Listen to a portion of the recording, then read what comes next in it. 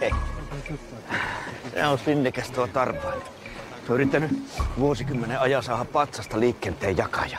Soittaa sitä kännissä ainakin kerran kuussa. Se patsasta? Joo, kunniaosoitus hänestä ja karttuista. Nyt se on siirtynyt siitä ideasta sitten tähän meteoriittiin. Mitä mieltä kunnanjohtaja on siitä, että hallitus yrittää salata meteoriitin sisällä olevia? Kaikki on kunnossa. Eikö voitais kuntalaisille myydä Just näin, tervetuloa. Joo, mieti ensi kesä. Jonoja silloin. Otappa tuo. Yöllä vaan yövalot, pörssisähkö ihan taivassa. Miun kovalla työllä hankittu näyttely. Kimpäärejä, granaatteja, tämmönen se möliini. Luhoja kiitos eBaylle. Osti kun halvalla sai. Kato nyt tänne. Tästä varmaan lantat tuota kiveä ensi sunnuntaiksi kirkkoon. Ei helkkari. Huomenta Hannes.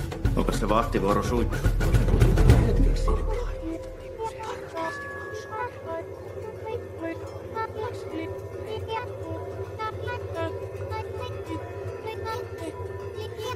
Pastori, eikö tämä meteoriitti ole merkki jostakin? Niin kuin ihme. Niitä tuntuu nyt olevan liikkeellä.